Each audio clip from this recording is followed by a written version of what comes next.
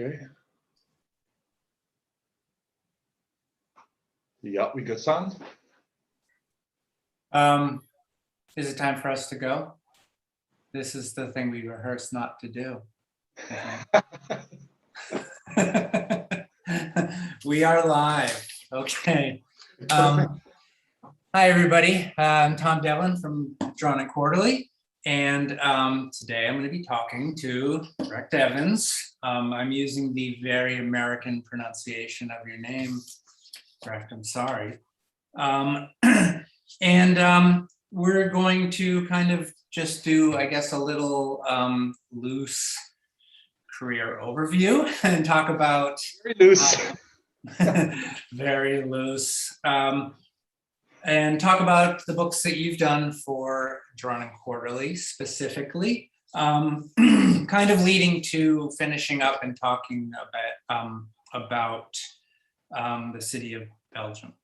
And at some point during this, mostly it's just going to be the two of us talking, but at some point we'll run a slideshow.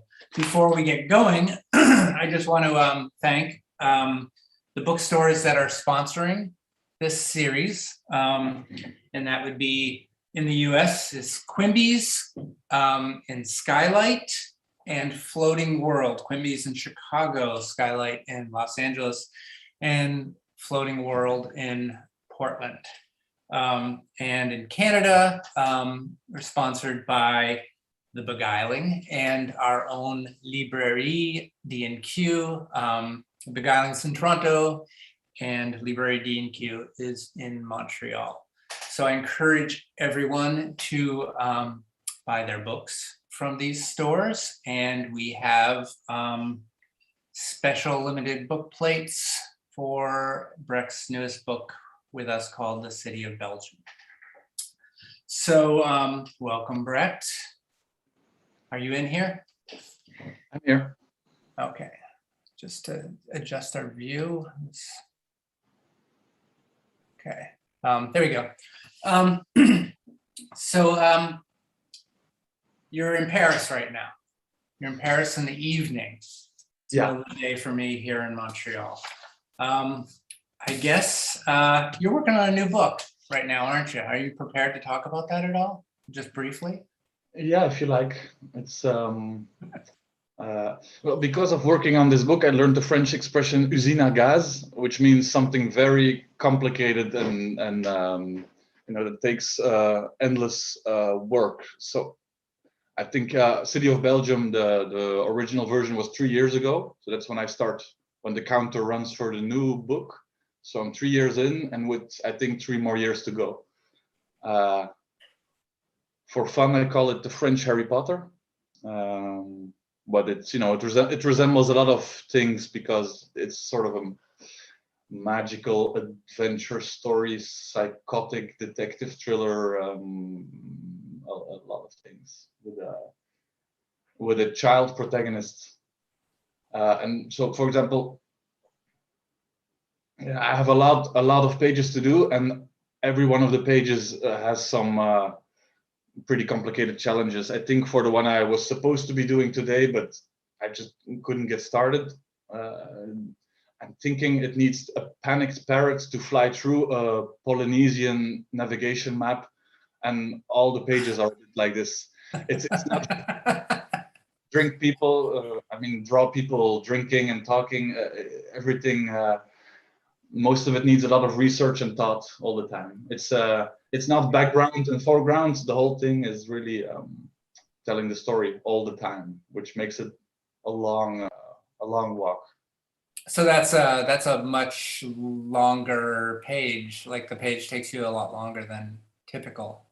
Yeah, I think there might be 500 of them this time. A 500-page book. Yeah, we haven't discussed this, I think.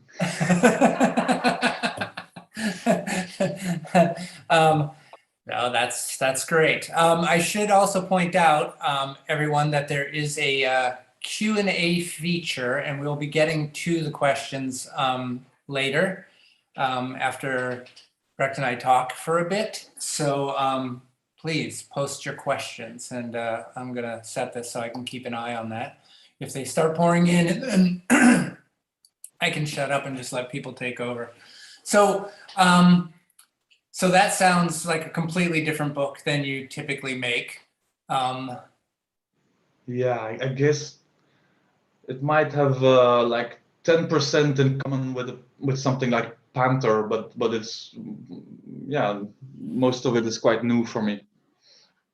I wanted to, so you know, in preparation for this, I pounded all four of your books really in quick succession. So I mean, I've read all of them so many times, of course, as we worked on them over the years. But what's kind of nice about doing that with any artist is that you see different threads, you see different concerns, you see different approaches, and you get kind of a feel for how the artist views the world, I suppose, or just how you storytell, and see the changes in that. One of the things that I thought about, and we talked about this a little bit before, is that it struck me that you really seem to kind of create a space, and then you like let your characters loose in that space, and they kind of wander around and joke and chat and have, you know, digressive conversations, and eventually everything kind of comes into sharp focus. We get a feeling of where they are, and you don't seem in a rush, which is almost surprising given how detailed, you know, your painting is for the comics. It seems like everything must take you months and months to do. That's a lot, but I guess I just wanted to, if you could talk a bit about, you know, the idea of creating the space and sort of letting the characters loose in it. I think part of the detail of the drawings might be a fear of wasting paper. Like actual, like we are still cutting trees for this. No, I feel like I have to give a lot to the reader on every page. The books don't start from a world or a space. When I start writing a book, it's always because some mechanism in the character, something, some event, some machinery inside the potential character gets me interested, and then quite quickly I start thinking of the space. But as the second phase, I try to use it as much as possible, try to use the space to tell the story. But the story itself in the beginning always comes from something I think about a person or an interaction between them. Specifically, I mean, I guess I'm going to run through your books kind of chronologically a little bit, so that we just touch on them, however briefly. And I'm curious about The Wrong Place, which I believe you were still in school when you started working on this book. Yeah, and on the subject of space, of place, it's an interesting one, because this also started with some character interactions in my head, but I wanted it to be about the city, how I was living it then at around 20, 21. And my whole way of drawing changed because I wasn't managing to draw the city the way I felt it, the way I experienced it. So in my master year in illustration school in Ghent, I kept on that subject, how to draw the city, until my style or method changed enough for the city to feel alive and vibrant. So in this case, looking for a background, looking for the space changed my whole way of drawing. For this particular project. Yeah. And yes, I started in school and I finished it in, maybe a year after finishing school. Okay. I mean, one of the things that kind of struck me is that there's not a radical difference between The Wrong Place and City of Belgium, sort of stylistically or skill-wise.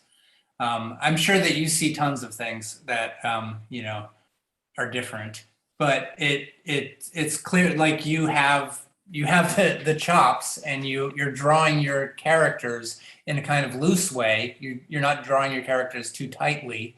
You're keeping them kind of you know, loose and cartoony. You're using color in kind of a like a thick blocky way, like a character is just a color to kind of signify this guy is here, rather than, you know, you've got 4 blue characters that are interacting and we're kind of confusedly kind of trying to decipher which one is which by a hairstyle or something. So you have a lot of that in play already, which is it's pretty interesting. It was a huge jump graphically at around 21. Another thing about that book is that because it started as a school project, I wasn't yet thinking about saving paper, because when you're in school, the more drawings you have on the wall by the time it's jury, by the time it's the end of the year, the better it is. So I had a very cavalier attitude toward white space and this being so generous with space for myself made the drawing sometimes more experimental than in some of the books afterward, in a certain way. Like, I was never in the wrong place in a hurry for the scene to be very clear and legible. The other books are quite more dense. I think if they would have been done with a wrong place kind of approach, they might have been hundreds of pages more, each one of them, if I took so much liberties with the pulp. And about the quality of the drawing, it seems like it was up there on a level of on a graphical level, and it seems like I'm exploring some other stuff since that not just trying to get twice as good at that thing I was doing in the wrong place, but more like enlarging the terrain, like laterally getting better. So a lot of the same kind of scenes in the city of Belgium, some party scenes and some scenes which I explicitly drew to be exactly like pages from the wrong place. They're pretty much the same thing. And in some cases, the old drawings are sometimes better, a bit more grungy, a bit more jazzy, a bit more dirty.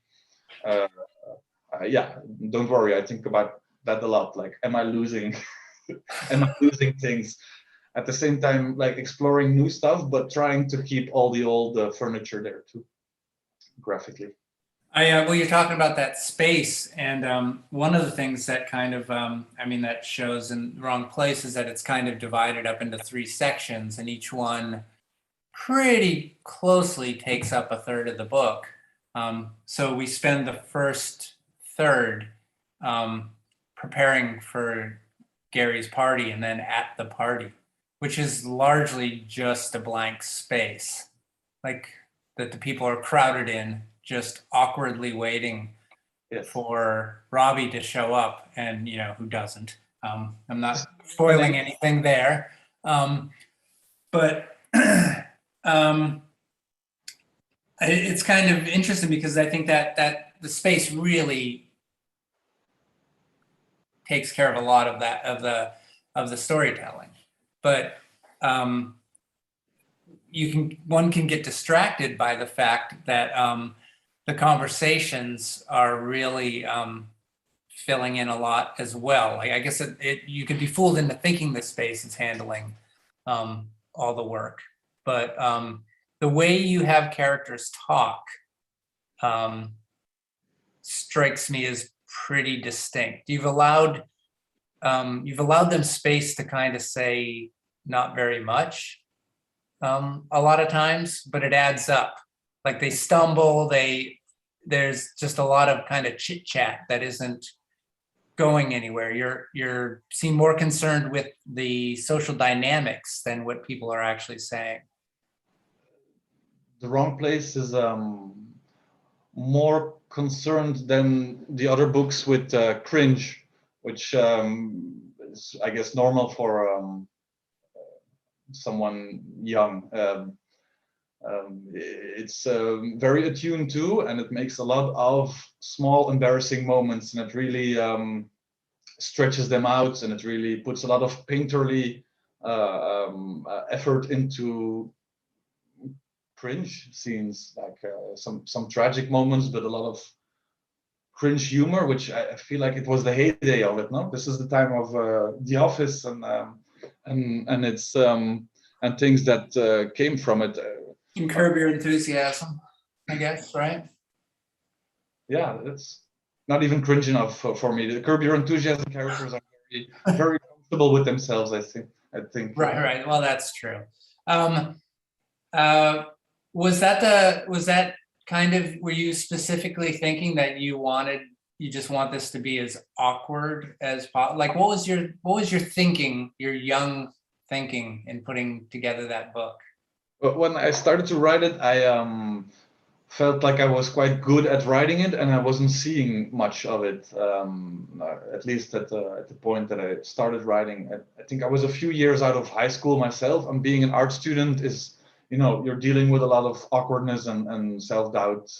Anyway, I've become less obsessed with the subject since. So it seemed very important. These small scenes, like about when four people are talking, but they're talking in a cross, so they're talking through each other. All these little grinding moments of social interaction. I gave those a lot of time, and I think it's still the kind of dialogue I'm the best at writing. I think because it's one thing is it's a lot less difficult to remember these kind of moments and conversations than it is to remember a conversation that is interesting and flowing freely and unobstructedly. It's all the moments where we screwed up our sentence that we remember very well, I think. Sure. Were you thinking that I guess at the time, like, I'm gonna make a comic like so and so, like this book I read, or this movie that I love? Or was there anything, was there just kind of like an overriding influence that's just so obvious to you? Like, looking back, you're like, oh, I just was doing a comic version of this. I only say that because you were so young when you made that book. In the first draft, so the first ideas I wrote down for it, it was going to be a lot darker and noir and Lynch, David Lynch inspired. There were fingers were going to be cut off. Someone was going to be crushed by a disco ball and die. There was quite a lot of dark drama and it was really going to be my adult city book, and the deaths and the I didn't find any ground for that, any logical base for that kind of behavior in my characters, the way I was writing them. For else, I didn't feel in the end it didn't feel like I was talking about anything I knew. So I cut all that Lynchian dark stuff, and it just disappeared into the corners a bit, I guess. Maybe in the corridors and the hallways of the discos, you might still see some of this this mood is still in there in the background, but it's not driving the story at all anymore. Graphical influences was Georges Grosz was a trigger for abandoning normal perspective and starting to draw more cubist. No, I don't remember any specific comic book influence at the time. Yeah, I mean, I don't see anything, but there might be European influences that I'm not aware of. And when I started kind of mulling over the idea of kind of like the stories seeming more space driven and more conversation driven, I was having a hard time, thinking of somebody who did something like that. And I still don't know that I really have anything. So now from the wrong place, which seemed very like a world you knew. It seemed like you lived directly in this world. Um, you then did the making of, which at the time struck me as so. Brecht has now put out a comic that has been a success in Europe and has been published around the world, and now he's going to festivals. So now he's going to do a book about going to a festival. I know, I'm sure that's partially walking into other people's worlds. But what was the basic thought in creating that book for you? Like, Artist friends of mine were also, my classmates were also starting to go to festivals, and one of them, Brecht van den Broeke, Red Brecht. Yeah, of course. He came by and he hilariously summarized a day he had at a very, very amateuristic art festival, which was organized by Boy Scouts. They brought him objects and like polystyrene balls or boxes, and you can paint on this, and it was all a bit, just have a beer and do some art. And I think you know him. Of course, it was hilarious how he talked about it. Around the same time, I had some kind of a countryside dream, a mysterious atmosphere where I was doing some kind of beautiful, incomprehensible project in a magical countryside. The meeting of those two, the atmosphere of the dream, the sort of sinister, beautiful, emotional feeling of the dream, and the funny anecdote Brecht told me got me going on a storyline, on something to do with group politics, something to do with. I knew I had a book when I could think in my head of 3 steps that Peterson, the main character, goes through, of being sort of embarrassed and disgusted by the festival first, and then their love for him, making him want to believe in the thing, and then starting to become sort of a tyrant in it. So once I got that character movement in my head, I was ready to start drawing the thing. And then I think a lot of the, as with the other books, I write something inspired by, mostly inspired by things other people tell me. And then I start, the autobio stuff is what I find in my closets and use to fill up the blanks, So a lot of my home province atmosphere started entering into the book. The kinds of backyards that you see when you pass by in a train, with a little slide, a little bird bath. This kind of. Were you still in Ghent at the time? Yeah. I was in Ghent and Brussels while I was doing the book. I moved to Brussels during. One of the things, one of the great details I really liked in there is that when they put Dennis, is it, in jail, the jailer brags about the the Flemish bluestone or whatever, that the jail, they can't change anything and make it more comfortable for prisoners because it's historic. Yeah, it's beautiful Flemish bluestone, and I just thought that was a particularly amazing detail, because you probably have heard about the Flemish bluestone again and again in your life. I might have just done a little Google on. I don't know where the idea of but there's a lot of medieval stuff lying around in Belgium, of course. Yeah. I forget where the joke came from, but I think I wanted him to be in a real dungeon, and this was perfectly imaginable in Belgium. I'm not sure there are any jails like this, but yeah, I'm still happy about the joke. Is this from the time of Charlemagne? No, Charles V. That's good. You remember it that well. Sorry, just checking my notes here to keep us on track. Can I say something more? Oh yeah, go ahead. It's possible it's my funniest book, and I think that might be because the characters have a lot of difference between them. Are because of the smallness of the place, a lot of very different kinds of characters are pushed together, and they have a lot of space to be themselves in a way that these crowded city books do not logically have so much. People in cities clump together um, with people who are a bit more like them.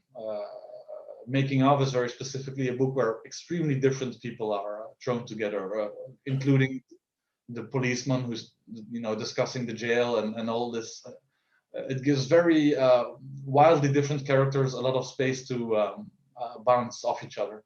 It's very lighthearted. I mean, for sure. And even considering that there's, I mean, I wouldn't say there's really anything dark going on.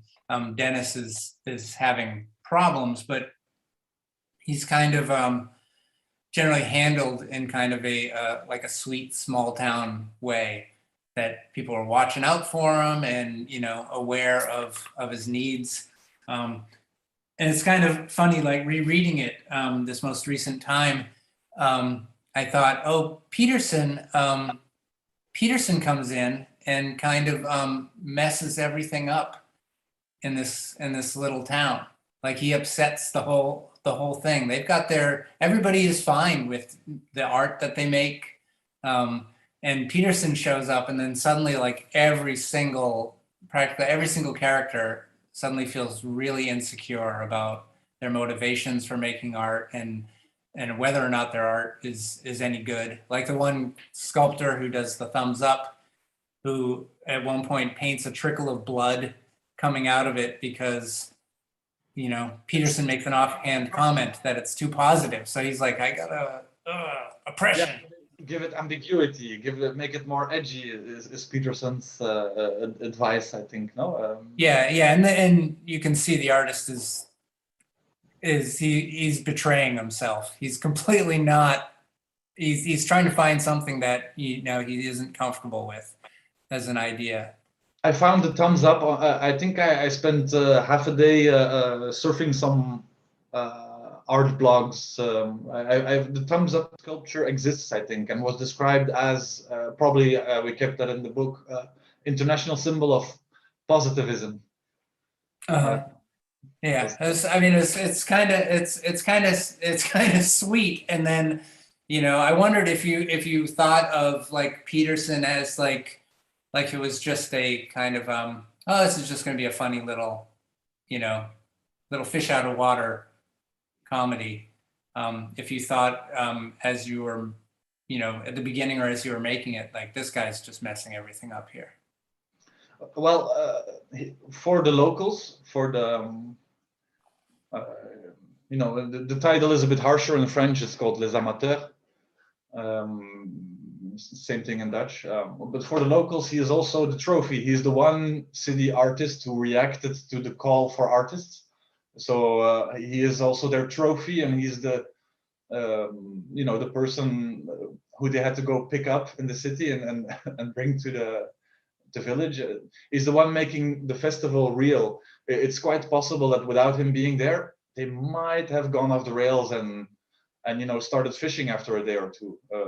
Which right. There'd be no festival, just fishing. It seems to be the activity that they seem to be a fishing club, but they're not discussing this in front of Peterson. I think it is.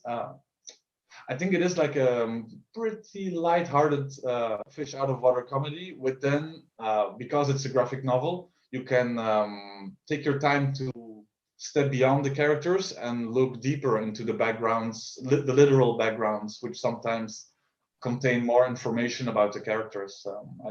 I think the book does that quite well, but at least on the surface, functionally, I would say a light-hearted fish out of water comedy. And there were a lot of times while making it when I was thinking, what am I doing? Why am I'm spending years on a book about some dudes in the countryside making a huge sculpture of a garden gnome. Why is this what I chose to do? Was there nothing? Did I not have sexier ideas than this? Nothing more. And we could have gone to space. We could have done, I don't know what, anything. Why? Why am I getting lost in the particulars of how a few Flemish people are, building a garden gnome? I really had to like find things out about how you would do that. Do you talk to any other cartoonists regularly about like what you're working on? And you went to school with the other Brecht. I Do think you talk? Go ahead.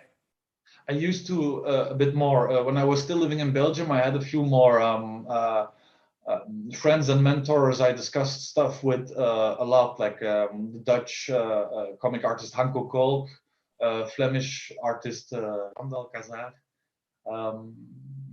I might have needed it more then. Then I moved to France, and well, since my French editor got kids, I don't have all these mentors around me anymore. I'm doing it a bit more on my own, or yeah. Just checking, we've got questions flowing in from a couple of different places, so I want to make sure I'm not losing things. Okay, great.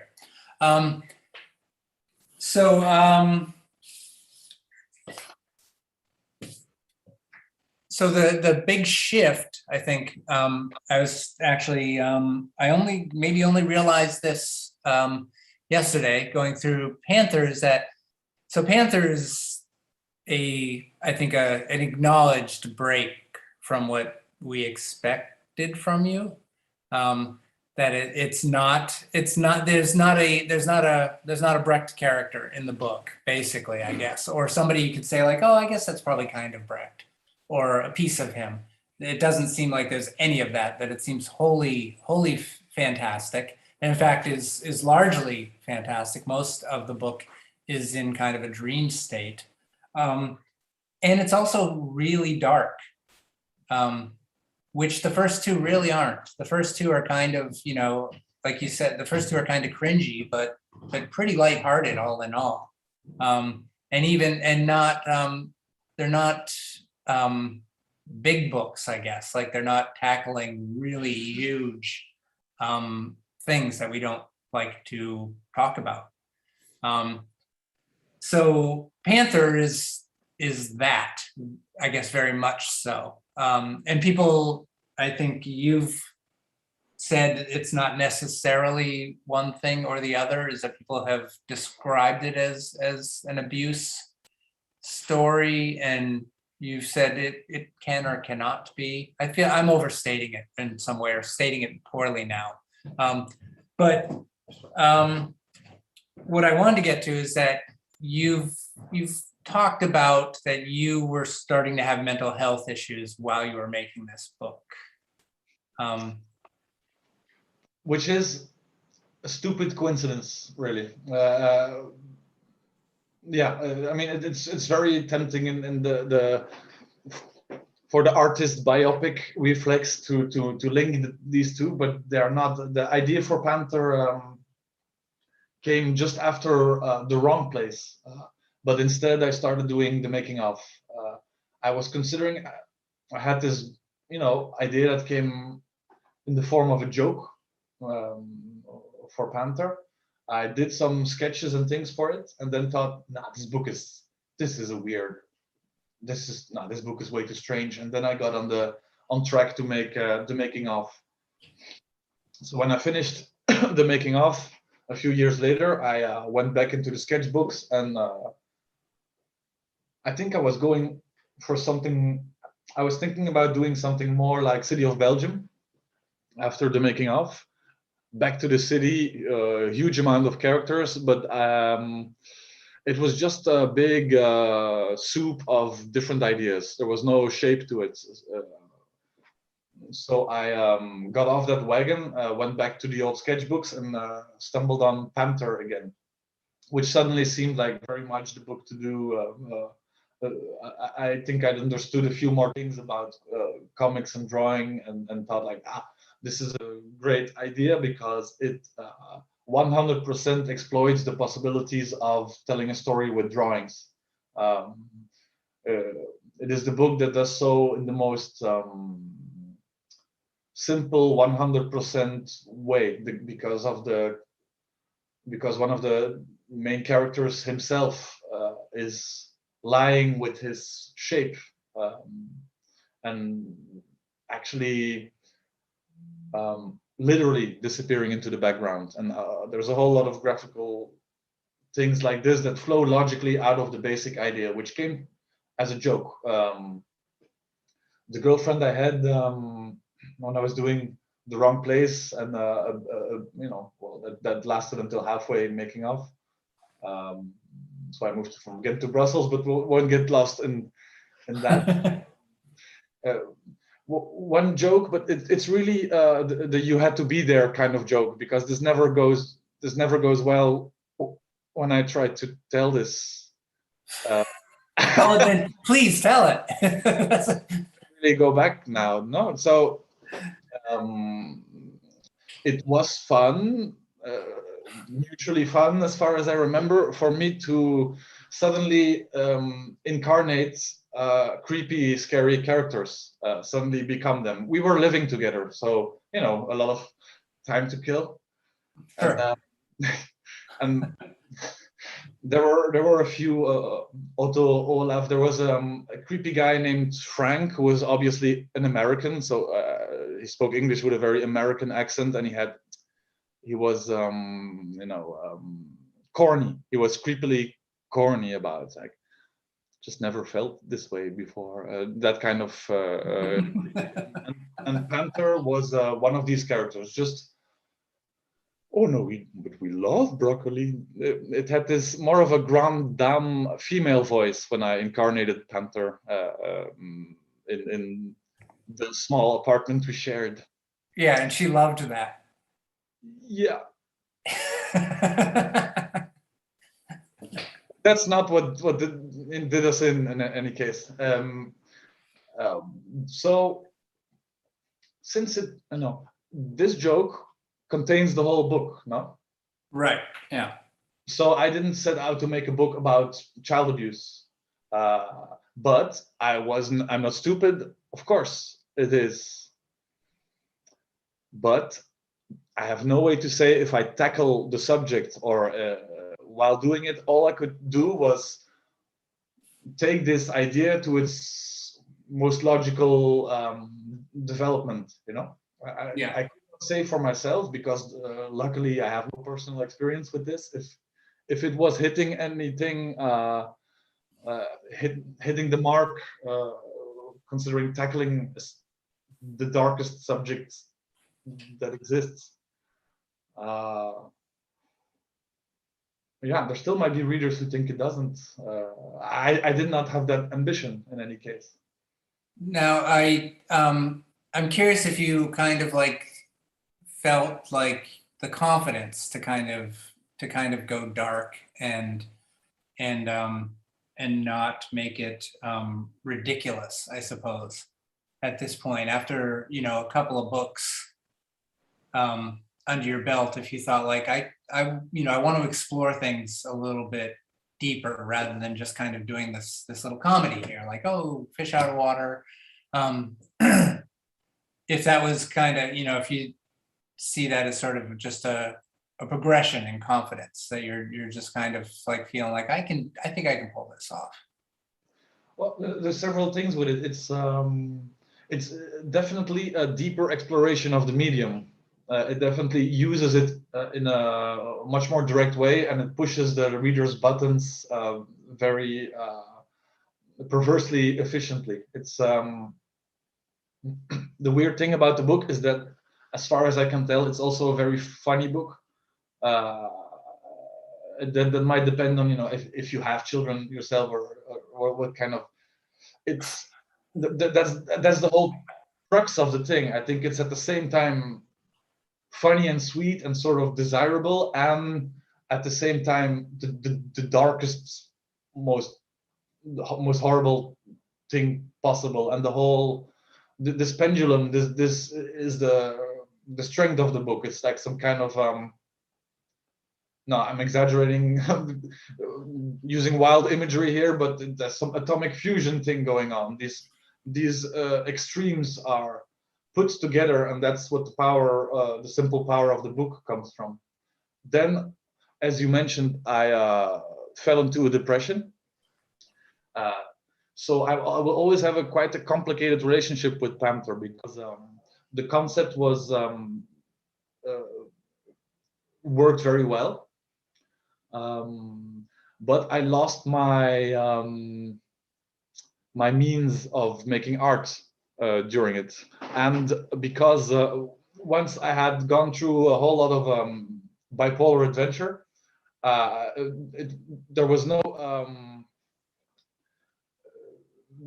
one gave me a date for when I was going to be cured from my last depression phase. So I thought, I have to get back to do my job. I can't just, like I might be like this forever. So to me, the complicated thing about Panther, but people always, most of the people I know reassure me that, you don't feel it so much. Since also very strangely, the book is done perfectly chronologically, which I almost never do. I start at page 1, 2, 3. So it feels to me like the first 80 pages, I have all my artistic means, but I haven't thought out an ending yet. I was doing it, linearly. And then the last 40 pages, as far as I can see, I don't have my means anymore. You can explicitly see it in how the characters are drawn. They're moving less smoothly. There's a lot more white space around them.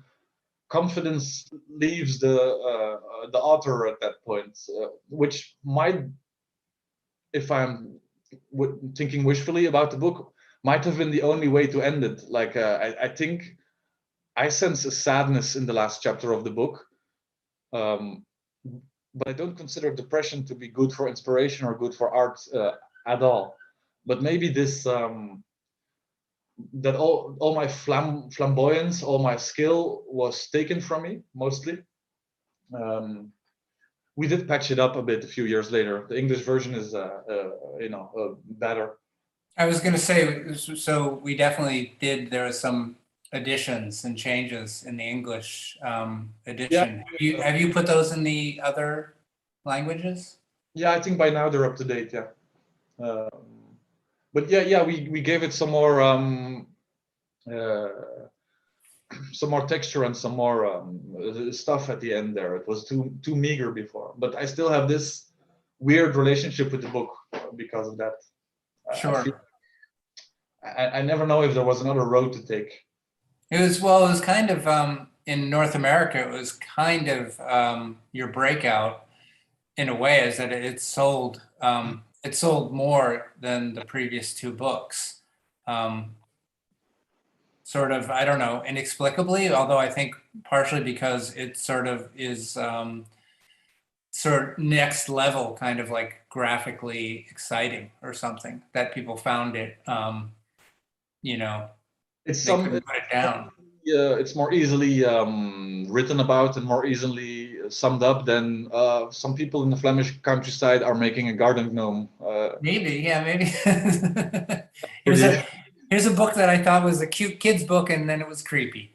Yeah, maybe that's it. So I do have the slideshow here, which is largely about things from the making of, but it's not just that. So why don't we just go through that a bit, and you can kind of talk a bit about some of these images. So my thinking is that I always had the sense, I have very terrible art history education, but I always had the sense like this has got to be an homage to something, or Brecht is having a little fun here, and I don't fully get the joke, but I'll laugh along like I do.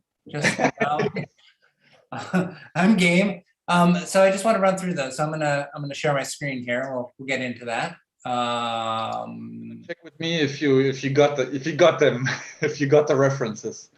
Yeah, and I didn't, so that was we were good. So this is just starting with the covers of the 4 books that you've done with us so far.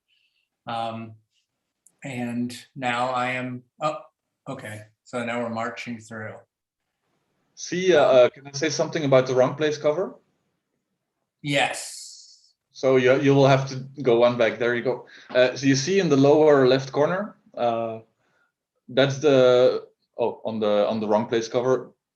I took the look of this girl in the lower corner for Victoria in the city of Belgium. Oh yeah, there she is.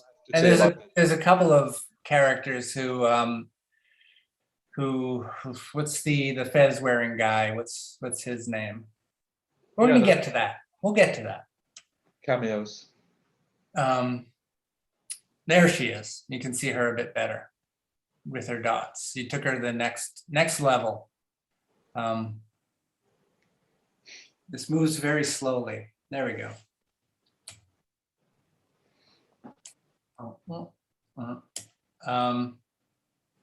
Okay, now I don't have my subtitles on these, so I don't know what my annotations are, but this one you said was very, how'd we do with finding the sources here? I want to know. You'll see we have a few juxtapositions. Can you see this?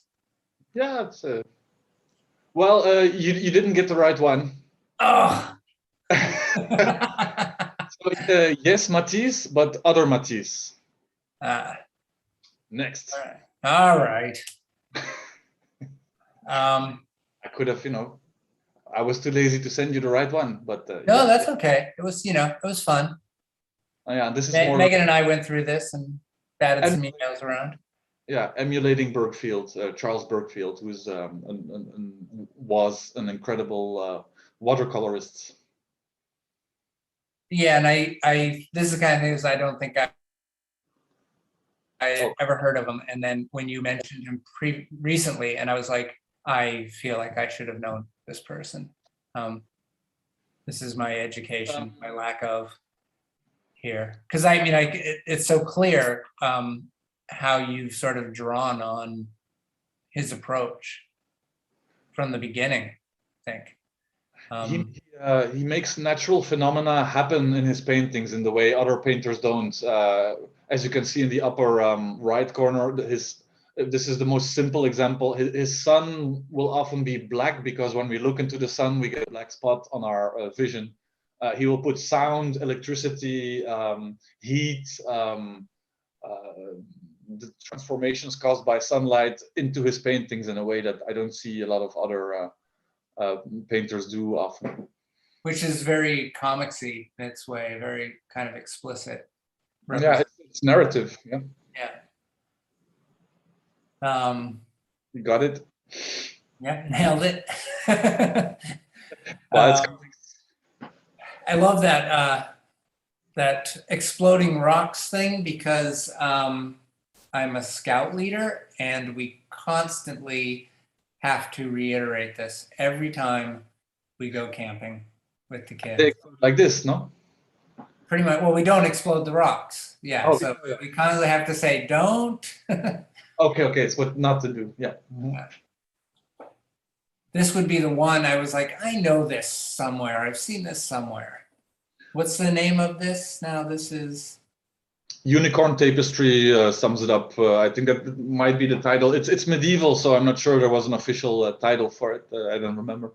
The art references are, not so much about making references to art in a book about artists. It's more about I had to suddenly draw nature. I had gotten a hang of drawing the city, but now I had to draw nature, and so I went chasing a lot of references. So this unicorn tapestry would be one way to draw nature, is where you draw every flower in perfect visible detail, where you do the whole thing as the longest way possible of drawing nature. Every grain in the wood, which I don't think I had noticed before.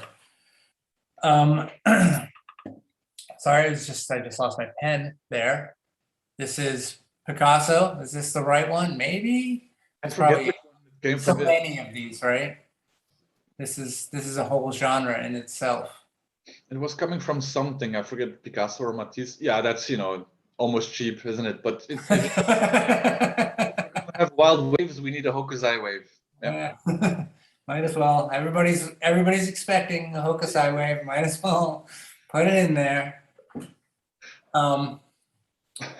Love the rake as crown, as halo in this. I love the idea, and I feel like the conversation is largely focused on this one book in kind of a funny way, but I love the idea of him going to this festival and he basically is put up in a garden shed.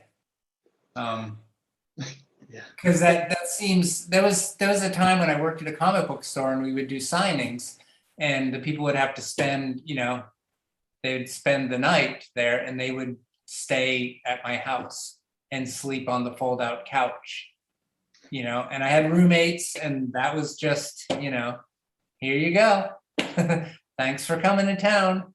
And now you're gonna, see my roommate in a towel in the morning or whatever.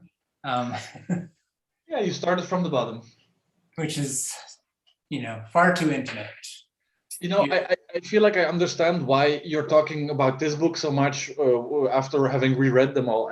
I get the feeling that it's the book that's least spoken about, that feels like the least emblematic of what I do, because there's the Panther is so flashy, or the city scenes are so flashy. So visually, what people think of when they think of my work, it will be either Panther or big, colorful cityscapes, I think. And that's maybe why this book gets discussed less. And it's a very charming one. It's sweeter and charming and almost more, full of a lovely kind of humanity more than the others. So I also have some personal. It's like my least sexy child or something, which is a weird adjective to. It's your local hero. So of course we're going to I think we're ending here and we're gonna I'm gonna stop sharing the screen and we're gonna move on to City of Belgium, of course. The your newest book, your book of the year, graphic novel of the year, in my estimation. But I'm curious. So we kind of, we talked a bit about the darkness, like you sort of introducing like a bigger darkness into your work in Panther, and the way I view City of Belgium is you very specifically want to look at a night out, and you stated that is sort of about the end of your young adulthood, like you got to grow up and and think about the world other than what you're going to do tonight, or how long the party is going to last. But then you also find you have the three main characters are all in kind of a pretty big crisis. It remains pretty lighthearted overall considering that, but so sort of what brought you to do that? One thing it has in common with The Wrong Place, apart from the partying and the city setting, is that it's also more of both of them are more Frankenstein books than Panther and The Making of. They are more books that came from different separate stories in my head that I then find some links between them and I unite them and weave them together. The Wrong Place was originally 3 short stories in my head. I think the one with the sad party, there is an older version of it, a less well drawn, simpler version. With The Wrong Place, with City of Belgium. So I got rid of that depression and found myself living in Paris, which, to make that story short. And then looking around, suddenly being open again to hearing conversations and having thoughts about other people and other things, because one of the horrible things about depression is how egocentrical a state it is. You're obsessed with one simple question. One little thing about yourself that you are turning and turning and turning in your mind. So there's no space for the mind is no longer like a garden, no longer a place with several stairways and places that you can be. It's hard to think about anything outside yourself. So when I woke up from it, say it that way, and lived in this huge, beautiful city, I was sure I wanted to make a kaleidoscopic ensemble city book again. But which are the main, what kind of characters get me interested? Ones that are in crisis, yeah. Ones that are perhaps lying to themselves in some way, or trying to escape something, or going through extreme states. Now, I feel like a lot of people would have just focused on one of those characters and kind of taken them through a night. 3 books in one. but why did you decide 3? Did you just decide, like, I like this character, I like this character, I like the idea of their story, and if I do this book of just this one person, then I don't get to talk about these other people? Like, what was, it's a big book as a result. It's over 300 pages because, like, 340 pages because of these stories, so many of these stories. Yeah, I wanted it to be a very generous world, a book to really take time with and walk around in. But I didn't build up to 3 characters from 0. It's more like I was building down from 12 main characters to 3, cutting the ones that just seemed more flat, and ending up with 3 important stories. The one about Jona, the blue guy who is having his last evening before moving to Berlin, is inspired on a friend of mine.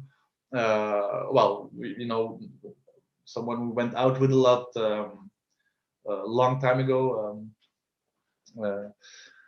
and he had this interesting interesting aspect to him of he came from a really like a crime background, like a really difficult, poor crime background, and for him going to something like being a bobo or a hipster was not something to smirk about. It was like the city life, like certain kinds of clothes and things, were real aspirations, and a real goal. Also, he really liked presenting himself and liked explaining his life to me. So I once, did a friend-to-friend interview with him for 8 hours, and just, how did you meet your girlfriend? How did that and that go? And he could talk for 8 hours about himself easily. Then I lost my notes, but still, it was he had been in my notebooks for years before starting the book. He was there. So often the books start by going through old notebooks. So you should always keep those, even and when you. Are the notebooks like mostly writing about things, like, story ideas, or are they a lot of just doodles, or Well, when I was a student, they were much more visual, and now it's mostly full of writing and quick jotting down of ideas, story ideas, for example, that are useless at the moment. I put them down, but that become seeds years later. Almost every time it's been like this. No, sorry, I'm very bad at looking at the chat and make sure there's not an emergency going on. And the Q&A. So we will be getting to the Q&A soon. I didn't want to rush through things. I wanted to kind of, explore us chatting, how long we could kind of talk under 4 hours. Yeah, I think we went from 39 participants to a solid 35. That's good. Well, thank you all for still, sticking around. That's, I guess we've been on a pretty constant quality level. I should check that feature. So one of the things that we talked about at the very beginning was I talked about the sort of storytelling method that I envision that you use, and you put a little bit of the lie to it. But City of Belgium very much seemed that you take this restaurant and you just give us the clamor in the restaurant that tails off, but we're in that restaurant until Vic leaves. I think Vic leaves around page 240 or something. So really, like, the first 2/3 of the book in some way or other take place in this restaurant. Yeah, 100 pages, I think. With a lot of overlapping. I think the first who is Rodolphe, I guess, leaves earliest, and maybe it's 200 pages by the time everyone got out of the restaurant. Yeah. And he maybe leaves around 120 or something, and slowly everybody gets around to leaving. And so that's kind of what I thought, is that you're like, okay, I want the readers to get to know these characters. I'm going to go to this place, and they're going to be clanking around for a while until I feel like you know who they are well enough, and then they get to leave. You've stated that it's much more plotty than that you're not just completely improvising and letting people hang around on the page until you need to move them into a new space. But while we were discussing that previously, I kind of thought of a couple of the characters in the book who very explicitly tell stories, and the cab driver sort of tells a version of the same story over and over again to each of our the people who leave the party, each of our protagonists. And what's kind of great about those is that they're almost always kind of shaggy dog stories of different stripes, and also the cab driver kind of loses the thread or loses the ambition. He gets distracted our way through, really, before we get to a satisfying place. Is kind of always testing the protagonist's patience with this story, and then they get kind of drawn in, and then the cab driver has kind of lost their ambition. He is making them up on the spot. He is improvising them. The length of the story seems to be defined by how long the ride takes.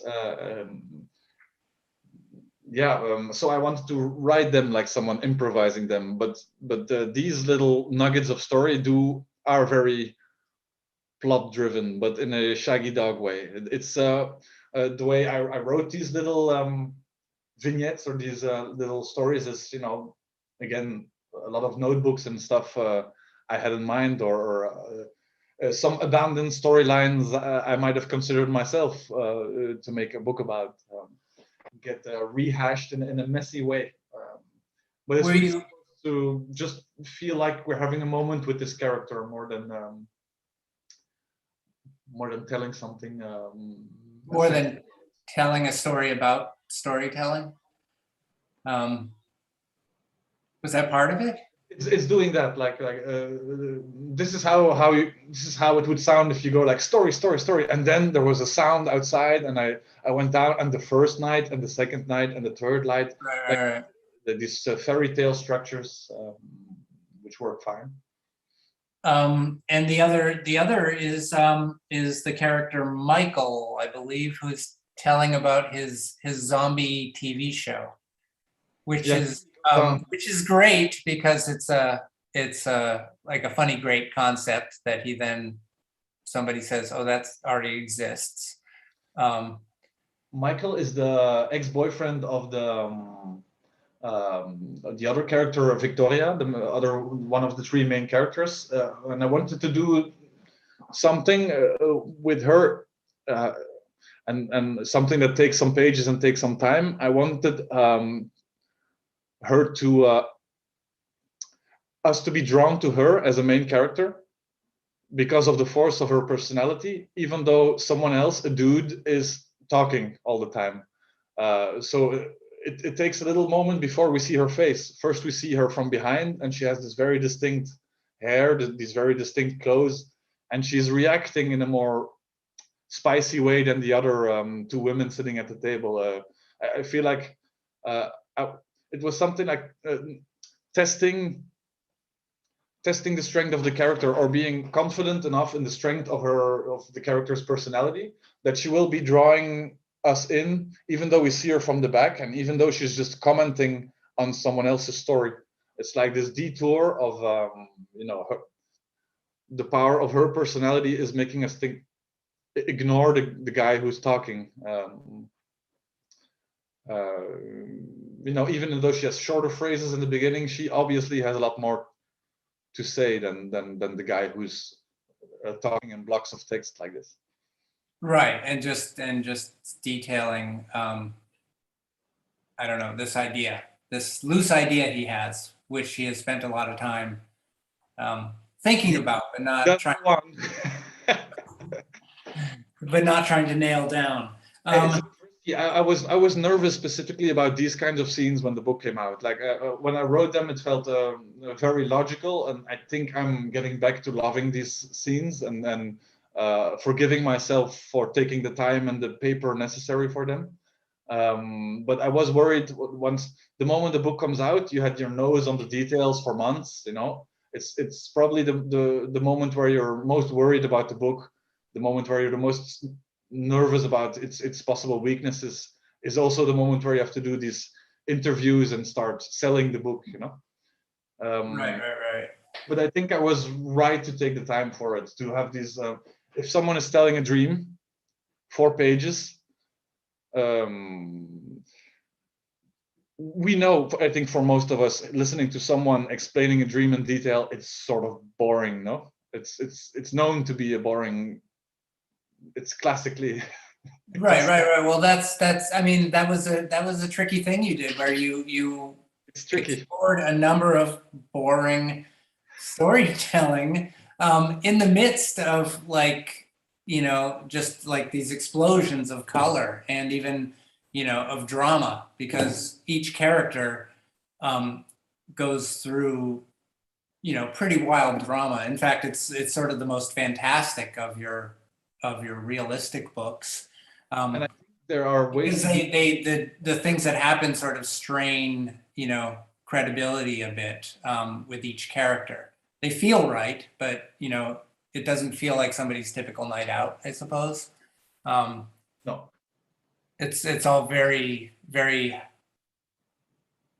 The party's gone on too long, hyper dramatic, kind of. So you need that early part, which is a strange thing, because I mean, we talked about that, and I thought that was like this part where people are just talking and going nowhere is very long.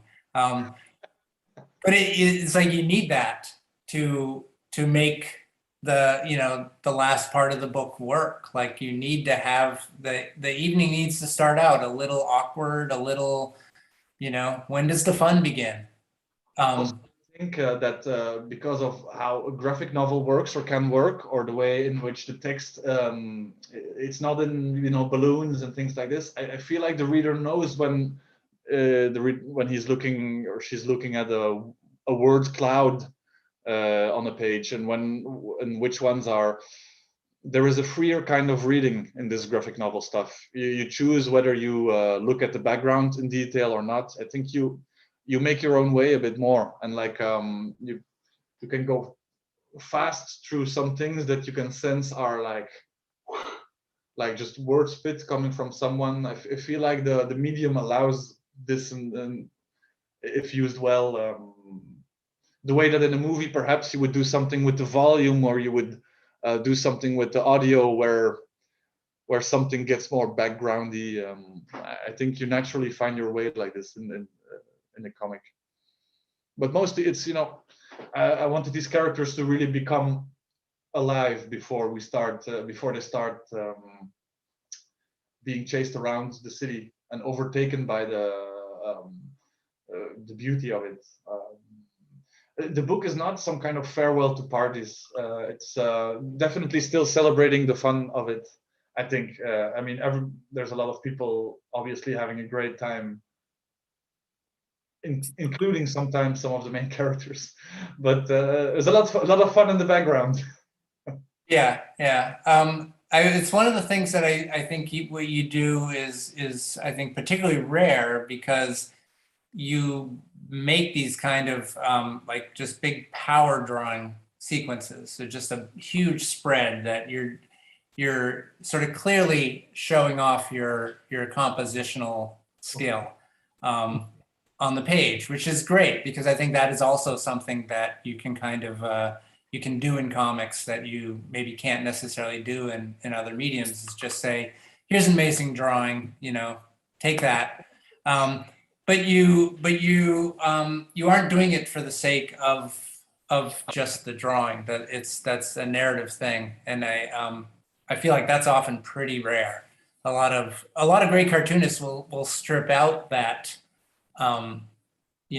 that not fun, but that just the explosion, the show offiness, so as not to distract from like a mood that they want to set. But you've found a way to actually like keep that mood while you're like, oh, I'm going to spend a few days doing this homage to this old tapestry, and it will still work within the context of the story, and it'll still be fun. And amazingly, that was still a compressed version. They did this 340-page a party graphic novel. There was still a lot of before doing any of these big splash spreads. I was still figuring out what can I eliminate and how do I accumulate the ideas into one image instead of spreading them over in 4 spreads, for example. And I think in the rhythm of the book, when we get to emotionally intense moments between characters, the background most often disappears entirely, I think, and we get to focus precisely on their movements and slight changes of position. Right. And I think the big these big backgrounds of nightclubs and cityscapes are almost a bit like these where the conversation is less important and it's more of a vibe, more like in a Scorsese movie. You walk into the nightclub through the little hallways and through the special entrance, and you get shown to your table, and this kind of Harvey Keitel's not moving, and his shoulders aren't moving. He's just gliding through the club. Yeah, that's like the streets thing, right? Like traveling shots, you could say, but it's your eye traveling through it. So we are gonna go to the questions. I see we have a few questions here, and then I will do some wrap up and everything. So I'm just checking. People have posted the questions in a couple of different places, so I want to make sure we're not missing things here. It says, what books or short comics of yours haven't been published in English? Are you pursuing publication? Wait a minute. Is there something we don't know about? Is this a Belgian person talking? No. There are some books that got published somehow that are older than The Wrong Place that will never see the light in other countries.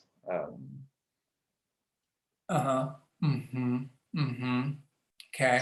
Yeah, and they're best left unsaid. And from the same person, they're wondering who your favorite cartoonists are who haven't been published in English. Like, who needs to be published in English? Who are we forgetting? Oh, who hasn't been published in English? I don't know who gets published in English or not. a bit tricky thing is I haven't been reading a lot of comics, but the last nice thing I picked up here was by Lisa Blumen, Avant l'oubli, before the forgetting or something, or yeah, before oblivion might be the translation of the title. That's pretty good. What else did I see? To get translated. I haven't been keeping up with the comics enough, I think. I see. Sorry, James McNulty, and I don't think that's his real name.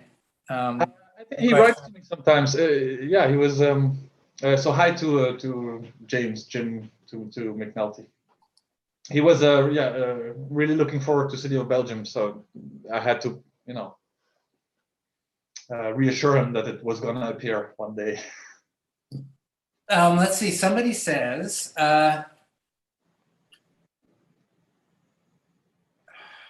City of Belgium reminds me of, this is gonna, I'm gonna fumble over all of this. Guy Debord's concept of the dérivé. Were you at all inspired by this? I'm not even close, right? Does that make sense to you? Guy Debord's blah blah of the Derrida? Concept of dérivé. I know that's a French word that I don't know, but. Oh, it's a French word. Oh, how is it written? Derive. Well, anyway, we'll have to skip that one. I haven't read Guy Debord, and I must have missed out on the Derrida. But it's nice to know that that I get some Debord thoughts. Let's see. Somebody says you once said in an interview that you were trying to make comics without a black line that is so typical of inked comics. And this person is wondering, why did you do that? Why was that your choice? It's just a graphical issue. There are beautiful line drawings, but what would be the extreme example of this might be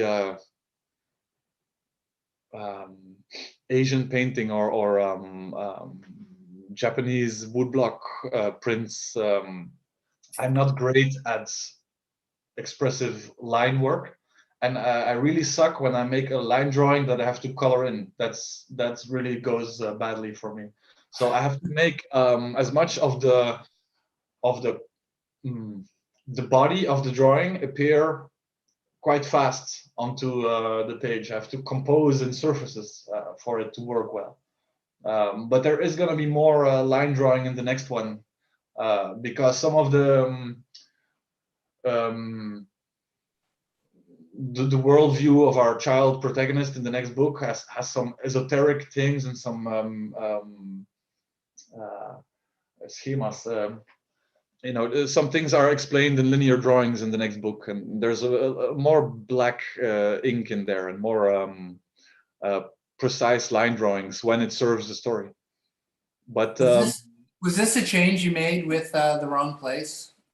Was that like? Yeah. Before I was a line drawer. Mm-hmm.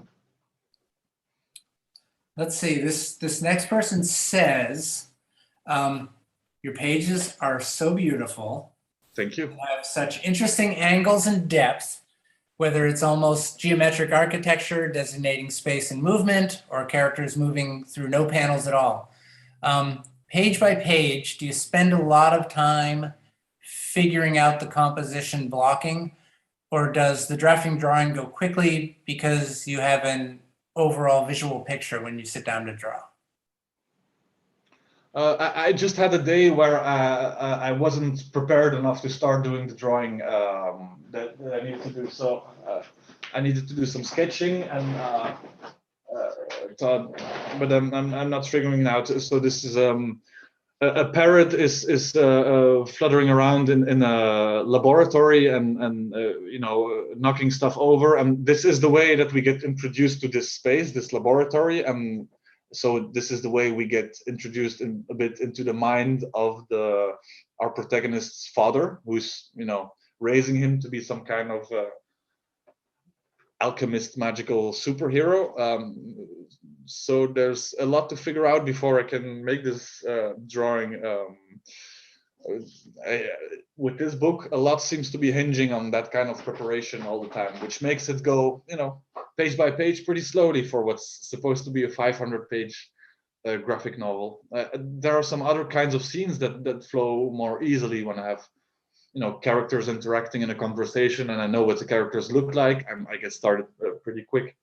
I guess backgrounds of places that I am familiar with come pretty easily too. If it's a general kind of nature background or a general kind of city background, I have a mind catalog of this kind of visual stuff. But for the new book, it's definitely a lot harder. I keep having to look stuff up for this, and then I still have to make it mine, which is the part about composition and style. I have to figure out what I want to draw, research it, and then not stop at the research phase and just show the homework, but still have to rectify it enough for it to be beautiful and go together with the rest. Does part of that come as kind of you build the drawing up sort of so slowly with layers in the watercolor that you can know the angles and the shapes, and then kind of slowly fill that in and like get to know the space better as you're drawing it? I don't pencil sketch, and so I don't erase lines either, which means I have to do some side preparation before doing complex drawings. This would be an example of side preparation, but I don't think this is it yet.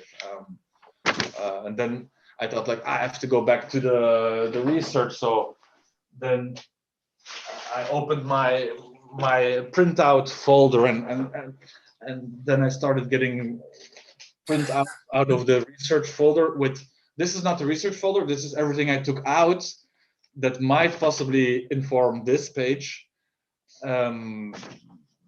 So it's what's very important about this book I'm doing is that I don't think about how long it's still gonna take. I'm enjoying the trip very much, and that's very important. I cannot even consider a deadline for this. Sure. Also, I'm rather lazy. So I can't ask you your deadline. I get it. I understand. Somebody says, Jean says, why did you choose a little girl as the main character in Panther? And the main character in your future book will be a child, as you said. If the whole situation is not childish. But maybe you will not agree because sometimes children's fantasies are very ambiguous. Oh, you're anticipating the answer. I think she is, yeah. Job as an editor, field some questions. It helps to invoke fear. So we're obviously more afraid for our Panther protagonist because she is a child, and the same goes for the next book. I think is the reason why the main characters in Lord of the Rings are hobbits is because we feel automatically more for the very small and sometimes literally small person facing the big dangerous world. Yeah, well, there you go. A little look into your thoughts on J.R.R. Tolkien, which is a whole other, Zoom chat we should have in the future. But maybe not nearly as long as this one. So I think that is actually it for question. Our own Tracy Hearn says, "What's the translation process like on your books?" Oh man, I think she's trolling us.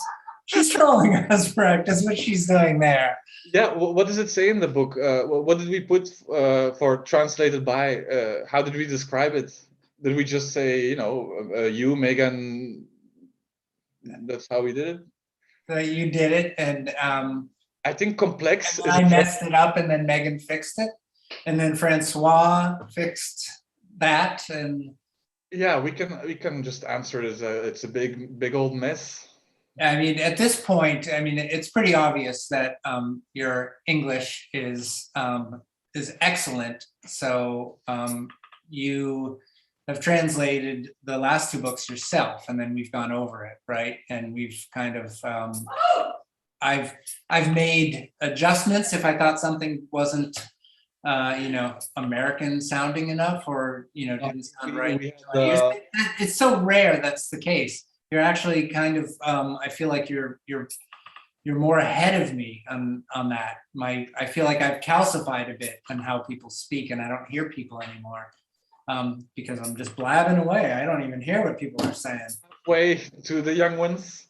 I think we must have done 50 hours of Zoom chat. We did, yeah. Which really was just an excuse to just just chat away. So I think I'm gonna wrap up. I think like the staff is rapidly sending me messages like, Tom, enough about you. Let's finish it up. I want to thank everyone who came up because it's a Zoom chat. I appreciate your motivation, and I didn't want to rush through it. I wanted to give people a chance to. I wanted to give you a chance to talk about things and kind of see where we went. And so I would like to say thank you to you, Brecht. I'd like to say thank you to our sponsors for this, which is Quimby's in Chicago, Skylight in Los Angeles, Floating World in Portland, Oregon, The Beguiling in Toronto, and our own Librairie Drawing Quarterly here in Montreal. And is there anything I'm leaving out, Julia? Is there anything you need to? I think we're good. I think we're done. Yeah, thank you everybody for Julia and Kayla in the backstage, or in the what do we call this? Of course, thank you to Julia and Kaya for running this whole thing. They're back there making sure it doesn't collapse. And I hope everybody enjoyed Brecht as much as I did. I wanted to let you talk for a while. I miss you. I haven't seen you in person in a couple of years. Yes, bring me to your continent. All right, we'll have to make that happen. Now that we possibly can, we'll see. All right, thank you, Brecht. Have a good rest of your evening. It's evening now for you, and we'll get on with things. Thanks, everybody. That is it. Thank you. So now we say Julia. Julia. Out. Julia.